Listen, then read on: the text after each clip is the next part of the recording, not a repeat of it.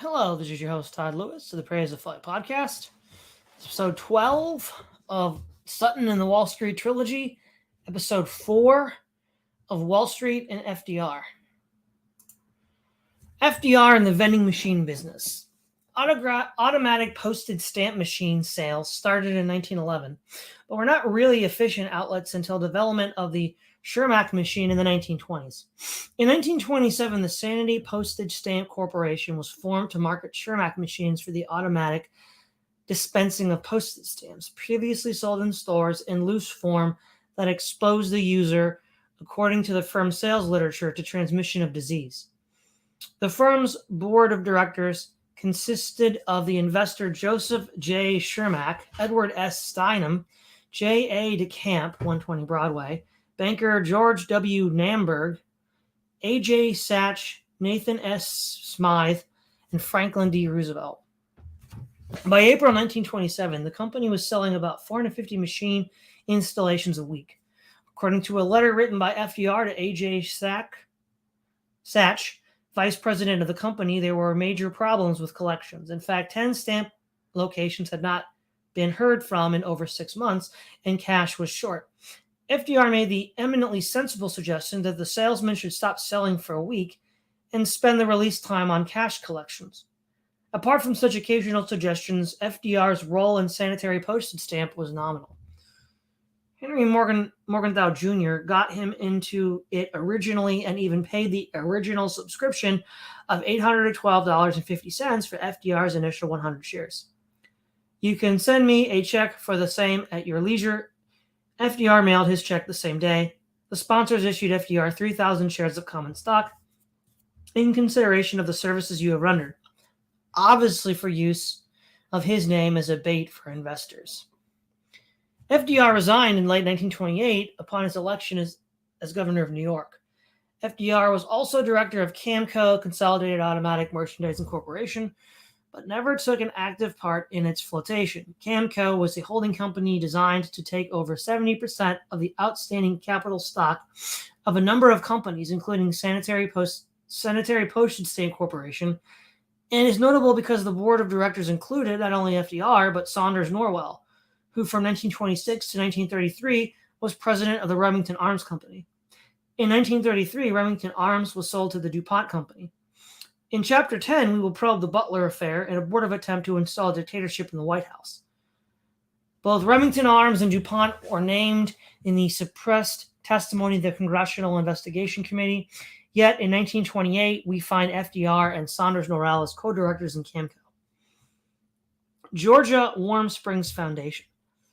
FDR's personal and highly commendable struggle to regain use of his legs after a 1921 polio attack led him to the mineral waters of Georgia Warm Springs. Regaining some strength, FDR decided to convert the springs, derelict and almost unused, into a business proposition to aid other polio victims. Unfortunately, the precise source of the major funds used to develop Georgia Warm Springs cannot be determined from the FDR files as they exist today. The FDR folder on Georgia Warm Springs is relatively skimpy, and it is exceedingly unlikely that it contains all the papers relating to the development of the project. The folder gives the appearance of having been screened before release to the Hyde Park archives. There is no public record of the funding of Georgia Warm Springs. Given FDR's tight personal finances during the 1920s, it is unlikely that the funds came from his personal resources. We do have some evidence for 3 sources of funds. First, it is more than likely that his mother, Mrs. James Roosevelt, was one. In fact, Eleanor Roosevelt wrote FDR, "Don't let yourself in for too much money and don't make Mama put in much, for if she'd lost, she'd never get over it." Second, Edsel B. Ford is reported to have contributed funds to build the enclosure of the swimming pool, but was not a trustee of the foundation. Third, and most important, the original property was owned by corporate socialist George Foster Peabody. According to FDR's son, Elliott Roosevelt, there was a sizable personal note on the property itself, and this note was probably held by Peabody. On April 29, 1926, he acquired the derelict property where Loyalist was running ever deeper into debt. At the peak of his obligations as the new promoter, father had precisely $2,166.7 and 83 cents dollars. invested in the place in the form of a demand note, which was not completely paid off until after his death, and then only from a life insurance policy he had taken out of Warm Springs' favor. The $200,000 plus represented more than 2/3 of everything he owned. It was the only time he took such a monumental risk. Mother was terrified that if this went the way of so many of his business ventures, none of us boys could go to college, a fate which I, for one, was more than ready to face. It is significant that Elliott Roosevelt reports the existence of a $200,000 demand note that was not paid off until FDR's death. It is a reasonable supposition, moreover, that the funds were put up by some or all of the trustees. This places FDR in the same position as Woodrow Wilson, beholden to his Wall Street creditors. As these trustees were among the most powerful men in Wall Street, the charge that FDR was in the grip of the bankers is at least plausible. It is therefore reasonable to suppose that the funds for Georgia Warm Springs were put up or were under the control of the trustees of the Georgia Warm Springs Foundation and the associated Meriwether Reserve. The trustees of the foundation in 1934 and their main business affiliations are listed below. Georgia Warm Springs Foundation, trustees in 1934, name of trustees, chief affiliations. Franklin D. Roosevelt, President of the United States of America. Basil O'Connor, attorney, 120 Broadway, former lawyer partner of FDR. Jeremiah Milbank, director, Chase National Bank of New York. James A. Moffett, vice president and director, Standard Oil of New Jersey. George Foster Peabody, original owner of the property and holder of the note on Georgia Warm Springs. Leighton McCarthy, director of Aluminum Ltd., Canadian subsidiary of ALCOA. Eugene S. Wilson, president, American Telephone and Telegraph, 195 Broadway. William H. Wooden, secretary of the Treasury under FDR. Henry Pope, director of Link Belt Company. Cason J. Calloway, president of Callaway Mills, Inc. of New York. The trustees of Georgia Warm Springs obviously tie FDR to Wall Street. The most prominent of these is Eugene Smith Wilson, 1879 to 1973, a vice president of American Telephone and Telegraph of the 195 Broadway, New York City. Wilson also held directorships in numerous other telephone companies, including Northwestern and Southwestern Bell and the Wisconsin Telephone Company. In 1919, he was attorney for Western Electric, then became consul for AT&T before appointment as vice president in 1920. Wilson had a long association with the campaign against polio because associated with Franklin D. Roosevelt in the mid-1930s, was a member of the investment committee of the Georgia Warm Springs Foundation. His fellow directors on AT&T included John W. Davis, who turns up in the Butler Affair, see Chapter 10. Another of the Georgia Warm Springs trustees was James A. Moffett, a vice president of Standard Oil of New Jersey. Walter Teagle of the same company was one of the key administrators of NRA. Trustee Jeremiah Milbank was director of the Rockefeller-controlled Chase National Bank and the Equitable Trust Company. Trustee William H. Wooden was director of the Federal Reserve Bank of New York from 1926 to 1931 and was appointed Secretary of the Treasury by Franklin D. Roosevelt after strongly supporting FDR's 1932 election bid. Wooden resigned within 6 months because of ill health, not for any lack of interest in holding the Treasury position. Trustee George Peabody has been identified in the previous volume and was prominently associated with the 1917 Bolshevik Revolution in Russia and the Federal Reserve Bank of New York.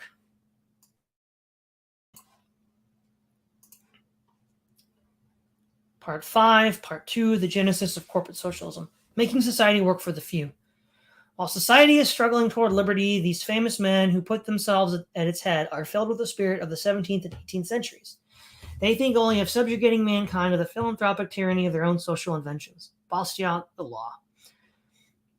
We have described Franklin D. Roosevelt's 7-year career on the street that ended with his election as governor of New York in 1928.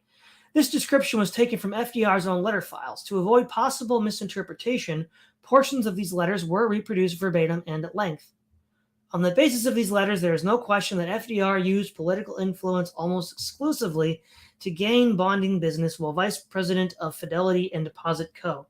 That significant and questionable international finance and political links surface in the case of United European Investors and International Germanic Trust, and that his intimate associates range from Owen D. Young, president of General Electric, a member of the elitist financial establishment, to men described by an agent of the Proudfoot Agency as a band of crooks. There is one persistent theme running through FDR's method of doing business. He used the political route to an extraordinary degree. In other words, FDR employed for personal gain the police power of the state as implemented by regulatory agencies, by government regulation, and by government officials through his intercession, for example, with the Alien Property Custodian, the U.S. Navy, the Federal Reserve System, and the Insurance Superintendent of the state of New York. All these political contacts made while in public service gave FDR his competitive edge in business. These are political devices, not devices born of the marketplace. They are devices reflecting political coercion, not voluntary exchange in the free market. The next 4 chapters, comprising part 2 of this book, expand upon this theme of public politicization of business enterprise. First, we cast a wider net to formulate the thesis of corporate socialism and identify some prominent corporate socialists, mostly associated with FDR. Then we move back in time to the 1840s to one of FDR's ancestors, Assemblyman Clinton Roosevelt of New York, and his early version of the NRA. This scheme is compared to Baruch's War Industries Board in 1917, the operation of the Federal Reserve System, and the Roosevelt-Hoover American Construction Council of the 1920s. Finally, in the last chapter of the part, we detail the financial investment of Wall Street in the New Deal. The origins of corporate socialism. Old John D. Rockefeller and his 19th century fellow capitalists were convinced of one absolute truth, that no great monetary wealth could be accumulated under the impartial rules of competitive laissez-faire society. The only sure road to the acquisition of massive wealth was monopoly. Drive out your competitors, reduce competition, eliminate laissez-faire, and above all, get state protection for your industry through compliant politicians and government regulation. This last avenue yields a legal monopoly, and a legal monopoly always leads to wealth. This robber baron schema is also, under different labels, the socialist plan. The difference between a corporate state monopoly and a socialist state monopoly is essentially only the identity of the group controlling the power structure. The essence of socialism is monopoly controlled by the state using hired planners and academic sponges. On the other hand, Rockefeller, Morgan, and their corporate friends aim to acquire and control the monopoly and to maximize its profits through influence in the state political apparatus. This, while it still needs hired planners and academic sponges, is a discrete and far more subtle process than the outright state ownership under socialism.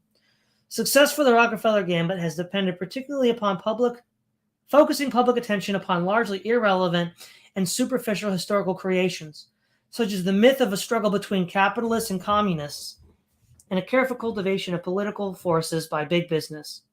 We call this phenomenon of corporate legal monopoly market control acquired by using political influence by the name of corporate socialism. The most lucid and frank description of corporate socialism and its mores and objectives is to be found in a 1906 booklet by Frederick Clemson Howe, Confessions of a Monopolist. Frederick Howe's role in the 1917 Bolshevik Revolution and its aftermath was described in Wall Street and the Bolshevik Revolution. Howe also emerges in Roosevelt's New Deal as a consumer council and the Agricultural Adjustment Administration. So Howe's interest in society and its problems spans the early 20th century, from his association with Newton D. Baker, later Secretary of War, to communist Lincoln Steffens. As a special U.S. commissioner, Howe made studies of municipal ownership of public utilities in England, and in 1914 was appointed by President Wilson as U.S. Commissioner of Immigration. What is the secret of making great wealth? Howe answers the question as follows. Mr. Rockefeller may think he made his hundreds of millions by economy, by saving on his gas bills, but he didn't. He managed to get the people of the globe to work for him. In brief, corporate socialism is intimately related to making society work for the few. Making society work for the few. This is the significant theme in Howe's book, expressed time and time again with detailed examples of the let others work for you system at work. How did Mr. Rockefeller and his fellow monopolists get the globe to work for them? It went like this, according to Howe. This is the story of something for nothing, of making the other fellow pay. This making the other fellow pay, of getting something for nothing, explains the lust for franchises, mining rights, tariff privileges, railway control, tax evasions. All these things mean monopoly, and all monopoly is bottomed on legislation. And monopoly laws are born in corruption. The commercialism of the press, or education, even of sweet charity, is part of the price we pay for the sacred privileges created by law. The desire of something for nothing, of making the other fellow pay, of monopoly in some form or other is the cause of corruption. Monopoly and corruption are cause and effect. Together they work in Congress, in our commonwealths, in our municipalities. It is always so. It has always been so. Privilege gives birth to corruption, just as the poisonous sewer breeds disease.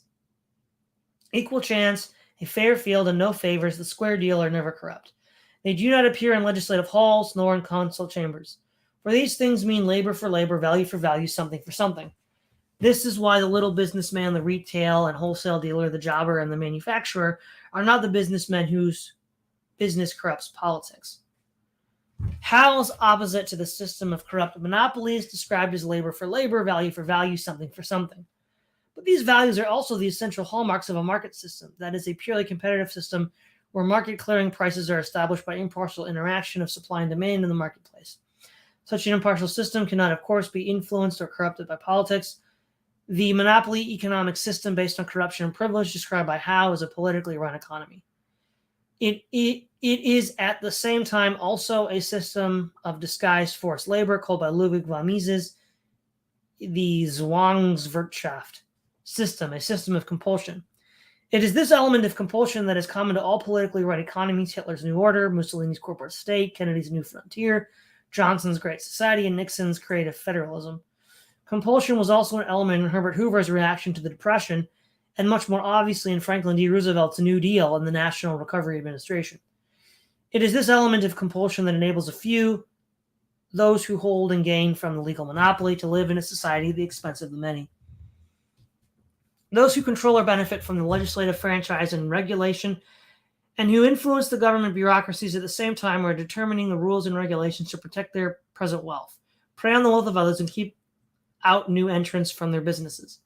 For example, to make the point clear, the Interstate Commerce Corporation, created in 1880, exists to restrict competition in the transportation industry, not to get the best deal possible for shippers. Similarly, the Civil Aeronautics Board exists to protect the domestic aviation industry, not the airline traveler. For a current example, among hundreds, witness the CAB seizure in July 1974 of Philippine Airlines PAL DC-10 at San Francisco Airport. What sin had PAL committed? The airline merely substituted a DC-10 plane for which equivalent CAB had not granted permission for a DC-8. Who gained? The domestic U.S. airlines, because of less competition. Who lost? The traveler denied seats and choice of equipment. Any doubts about whose side the CAB might be on were dispelled by an article a few weeks later in the Wall Street Journal, August 13, 1974, entitled, "CAB is an enthusiastic backer of moves to trim airline service, increase fares." This piece contained a gem by a CAB vice chairman, Whitney Gilliland. "We've had too much emphasis on passenger convenience in the past." Gilliland added that the CAB must be more tolerant of capacity-packed planes, even if it may mean somebody has to wait a day to get a flight. In brief, regulatory agencies are devices to use the police power of the state to shield favored industries from competition, to protect their inefficiencies, and to guarantee their profits. And of course, these devices are vehemently defended by their wards, the regulated businessmen, or as we term them, the corporate socialists. This system of legal compulsion is the modern expression of Frederick Bastiat's dictum that socialism is a system where everyone attempts to live at the expense of everyone else. Consequently, corporate socialism is a system where those few who hold the legal monopolies of finance and industrial control profit at the expense of all others in society. In modern America, the most significant illustration of society as a whole working for the few is the 1913 Federal Reserve Act. The Federal Reserve System is in effect a private banking monopoly not answerable to Congress or the public, but with legal monopoly control over money supply without let or hindrance or even audit by the General Accounting Office. It was irresponsible manipulation of money supply by this Federal Reserve System that brought about the inflation in the 1920s, the 1929 Depression, and so the presumed requirement for Roosevelt's New Deal. In the next chapter, we shall examine more closely the Federal Reserve System and its originators. For the moment, let's look more closely at the arguments made by the Wall Street financier philosophers to justify their making society work for their few credo. The corporate socialists argue their case. One can trace a literary path by which prominent financiers have pushed for national planning and control for their own benefit, and that ultimately evolved into the Roosevelt New Deal.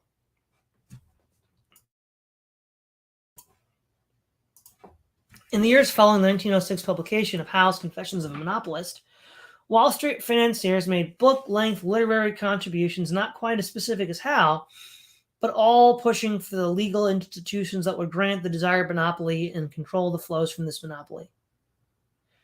From these books, we can trace New Deal ideas and theoretical base upon which corporate socialism later came to be justified. Two themes are common in these Wall Street literary efforts.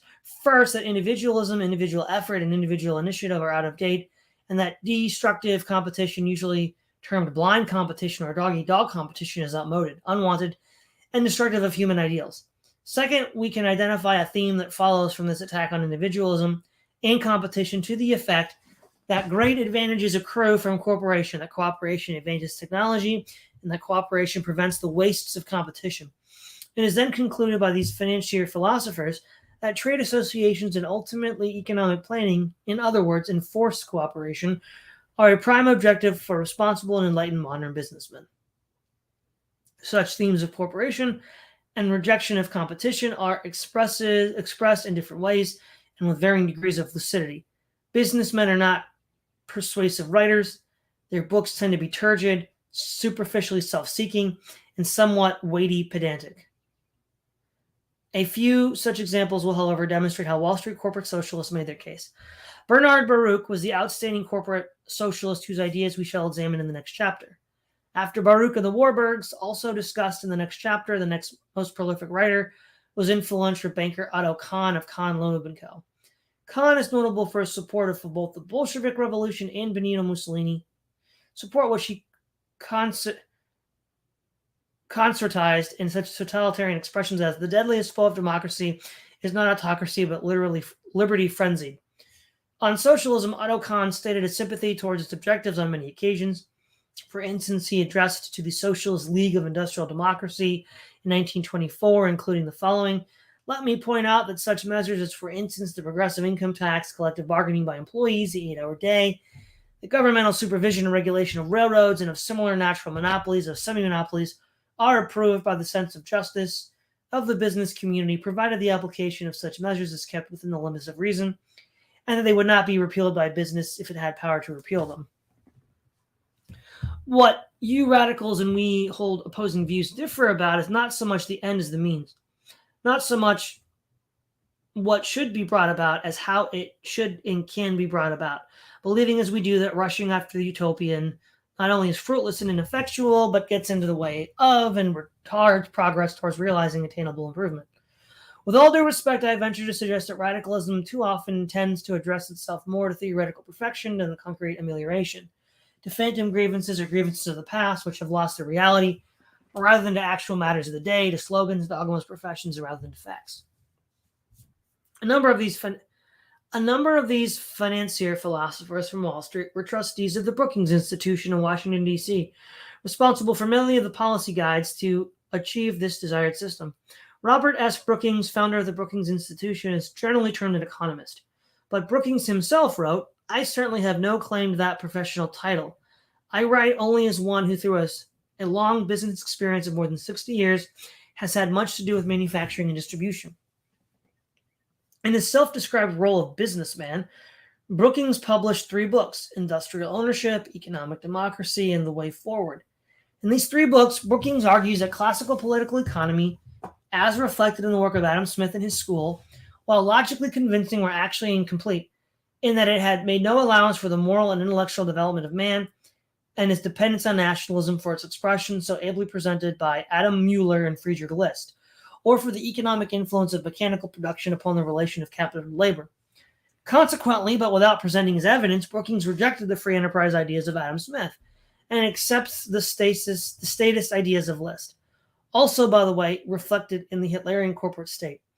From rejection of free enterprise, Brookings finds it quite easy to deduce a moral system rejecting the market value and substituting an approximation of the Marxist labor theory of value. For example, Brookings writes, "A sound system of economic morality demands, therefore, that instead of our paying labor merely a market wage, the minimum necessary to secure its services, capital should receive the market wage necessary to secure its services, and the balance should go to the labor and consuming public." From this quasi-Marxist argument, Brookings constructs rather vaguely and without detailed support the outlines of proposals needed to combat the evils of the prevailing market system. Of these proposals, the first is the revision of the antitrust laws in such a way as to permit extensive cooperation. This, argues Brookings, would have two effects: advance research and development and flatten out the business cycle. Just how these objectives follow from cooperation is not stated by Brookings, but he cites Herbert Hoover at length to support his arguments, and particularly Hoover's article, "If Business Doesn't, Government Will."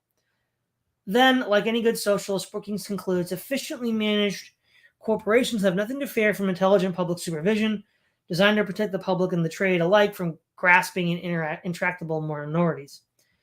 This is necessary because Brookings argues elsewhere, statistics indicate that most businesses operate inefficiently. So we know from sad experience that blind or ignorant competition has failed to make its reasonable contribution through earnings to our national economic needs. In 1932, Brookings emerged from his shell and the way forward to become even more outspoken about developments in Soviet communism. The verbal damning of communism, now prevalently popular in the United States, will get us nowhere. The decision between capitalism and communism hinges on one point. Can capitalism adjust itself to this new age? Can it move out from its old individualism, dominated by the selfish profit motive, and so create a new cooperative epoch with social planning and social control that it can serve better than it has the welfare of all the people? If it can, it can survive. If it cannot, some form of communism will be forced upon our children, be sure of that. And in the same book, Brookings has good words to say about another forced labor system, Italian fascism. Although Italy is an autocracy under the dictatorship of the Duce, every economic interest of the country is afforded opportunity for discussion and negotiation so that they may, by mutual agreement, arrive at a fair compromise of their differences. The government will not permit, however, either through lockouts or strikes, any interference with the productivity of the nation. And if in the last analysis the group fails to agree among themselves, the government, through its minister or the labor court, determines the solution of all problems. In Italy as elsewhere, however, the autocracy of capital seems to exist, and the general feeling among the working classes that the government favors the employers. What, then, is the preeminent in Brookings' writings is his predilection for any social system, communism, fascism, call it what you will, that reduces individual initiative and effort and substitutes collective experience and operation. And what is left unsaid by Brookings and his fellow financier philosophers is the identity of the few running the forced labor collective. It is implicit in their arguments that the operators of the system will be the corporate socialists themselves. From the purely theoretical proposals of Brookings, we can move to those of George W. Perkins, who combine parallel proposals with some effective but hardly moral ways of putting them into practice. George W. Perkins was the forceful, energetic builder of the great New York life insurance company. Perkins was also among the Kong and Brookings, an article expounder of the evils of competition and the great advantage to be gained from ordered cooperation in business. Perkins preached this collectivist theme as one of the series of lectures by businessmen at Columbia University in December 1907. His speech was hardly a roaring success. Biographer John Garatti claims that when it was over, the president of Columbia, Nicholas Murray Butler, hurried off without a word of congratulations, evidently believing, according to Perkins, that he unwittingly invited a dangerous radical to Morningside Heights. For Perkins had attacked some of the basic concepts of competition and free enterprise. Garatti summarizes Perkins' business philosophy. The fundamental principle of life is cooperation rather than competition. Such was the idea that Perkins developed in his talk. Competition is cruel, wasteful, destructive, outmoded. Cooperation, inherent in any theory of well-ordered universe, is humane, efficient, inevitable, and modern. Again, as with Brookings, we find proposals for elimination of waste and more planning for material and human resources, and the concept that big business has responsibilities to society and is more likely to act fairly toward labor than small businesses. These high-sounding phrases are, of course, impressive, particularly if New York Life Insurance had lived up to its social do-good sermons. Unfortunately, when we probe further, we find evidence of wrongdoing by New York Life Insurance. An investigation of the wrongdoing by the state of New York, which found a decidedly antisocial ring about New York Life's corporate behavior. In 1905-06, the Armstrong Committee, the New York State Legislature Joint Committee on Investigation of Life Insurance, found that New York Life Insurance Company had been a liberal contributor to the Republican National Committee in 1896, 1900, and 1904. Without question, these financial contributions were to advance the interests of the company in political circles. In 1905, John A. McCall, president of New York Life Insurance, was called before the New York Investigating Committee and proceeded to advance the idea that the defeat of Bryan and free silver coinage was for him a moral issue. According to McCall, I consented to a payment to defeat free silver, not to defeat the Democratic Party, but to defeat the free silver heresy, and I thank God that I did it. At the same hearing, the vice president of Mutual Life Insurance also advanced the interesting concept that business had a duty to scotch unwelcome ideas and policies. The history of corporate finance and politics has hardly maintained the principles of the Constitution in a free society. More specifically, there is a gross inconsistency between the social do-good principles of cooperation advanced by Perkins and his fellow businessmen in the contemporary antisocial behavior of his own New York life insurance company. In brief, the principles of corporate socialism are but a thin veneer for the acquisition of wealth by a few at the expense of the many. We can now look profitably at the preaching of these financiers more intimately associated with Roosevelt and the New Deal. One such financier philosopher who expressed the collectivist ideas in writing was Edward Phinney, 1860 to 1937. The Phinney's were a family of highly innovative businessmen, owners of large department store William Phinney Sons Co. in Boston. The vice president of Phinney's became one of the three musketeers running the National Recovery Administration in 1933. The other two of the triumvirate were Walter Teagle, president of Standard Oil, and John Raskob, vice president of DuPont and General Motors. From the turn of the century, Edward Phinney concerned himself with public affairs. He served as chairman of the Metropolitan Planning Commission of Boston, promoter of People's Banks, and provided assistance to various cooperative movements. Phinney was active in the Red Cross and the U.S. Chamber of Commerce, a founder of the League to Enforce Peace, a founder and later president of the Cooperative League, subsequently renamed the 20th Century Fund, and a member of the Foreign Policy Association and the Council on Foreign Relations. In Roosevelt's era, Phinney was chairman of the Massachusetts State Recovery Board and active in the 1936 campaign for FDR's re-election. Phinney wrote several books, of which two, The Way Out, 1924, and Successful Living in This Machine Age, 1932, expresses his philosophical leanings. In The Way Out, Phinney emphasizes the theme of reducing waste and the short-sightedness of competition and stresses the value of cooperation between business and government. Phinney summarizes arguments as follows. Two things are clear. The first is that the business, in order to be good business, must itself be conducted as a public service. The second is that the finest possible public service of businessmen is that rendered in and through the private business of the world. This public service as private business theme is expanded in another of his books.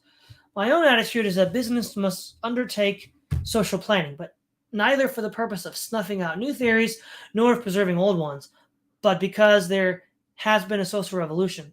The old order has gone, and by no possibility can we bring it back. We are living in a new world. It is a world in which mass production has related everybody to everybody, and our plans therefore must take everybody into consideration. We also find in Phinney the road to peace is the balance of power argument, a repeat of a 19th century formula resurrected by Henry Kissinger in the 1970s, and one that has always ultimately led to a war rather than peace. Phinney phrases his version as follows. No wonder there was war. Peace, it was soon discovered, could be maintained only by a balance of power between the larger competitors, and that balance of power was frequently upset. Eventually, the whole impossible situation exploded into the greatest war of human history. The World War did not cause the world change, which we have lately been noticing. It was rather one of the phenomena of that change, just as the French Revolution was a phenomena of the First Industrial Revolution. This theme of promotion of the public interest as a matter of primary benefit to business itself is also found in Myron C. Taylor, chairman of the United States Steel Company. The public interest, Taylor argues, needs cooperation by business for rational production. The blinding of big business is clear when Taylor denies this would also be a restraint of trade. Taylor omits to explain how we can adjust production to consumption without compulsion of those who may not want to cooperate. Taylor summarizes his proposals as follows. The point then is to discover what we as a nation possess and to learn to use it rather than to go out in search of the new only because it is new. The primary responsibility is on industry to find ways to promote the public interest and the interest of its own producers, employees, distributors, and customers by making and carrying out whatever constructive plans may be permissible under the present laws, acting openly and so far as possible in cooperation with the government. I confess I find it extremely hard to believe that cooperative plans sincerely undertaken by basic industry for rationally adjusting production to demand in that industry, and which avoid any attempt artificially to fix control prices, can be fairly regarded as a restraint of trade and commerce. For the sole effect would be to remove vital impairments of production, trade, and commerce, and to promote the public interest. The Standard Oil contribution to this liturgy is expressed by Walter C. Teagle, president of Standard Oil Company of New Jersey, and appointed by President Roosevelt to a top position in his NRA. Teagle phrases his version of corporate socialism as follows: "The ills of the oil industry are particular to that industry and require particular remedies. These are modification of antitrust laws, cooperation among producers, and the exercise of the policing power of the states." More bluntly than others, Teagle wants the police power of the state to enforce voluntary cooperation. Voluntary cooperation within the industry is not sufficient to remedy its ills. It would not be sufficient even if legal restrictions on cooperation were removed, although tremendous progress would result from the removal of such restrictions. To protect the correlative rights of producers and to enforce adequate conservation laws, the police power of the state must be employed. This is a matter for state rather than federal action, but cooperation among various states and among the operating units of the industry will also be needed if production in the country at large is to be limited to the nation's markets. The solution to the problem, therefore, depends upon voluntary cooperation within the industry, upon exercise of the political power of the state, and upon cooperation among various states concerned and among unites of the industry in the different states. To permit this, both state and federal antitrust laws will need to be revised.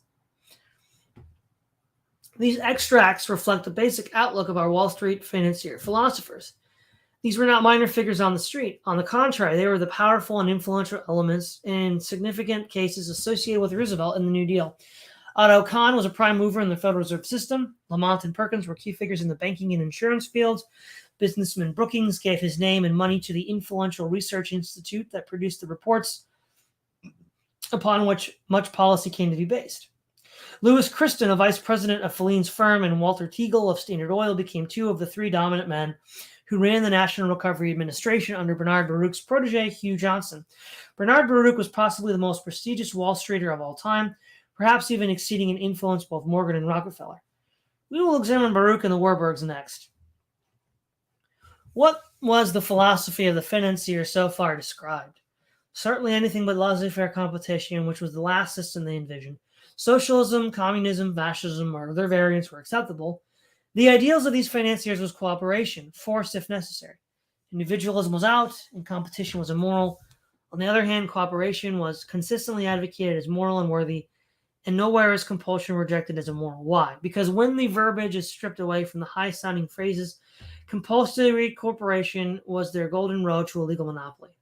Under the guise of public service, social objectives, and assorted do-goodism, it is fundamentally that society going to work for Wall Street.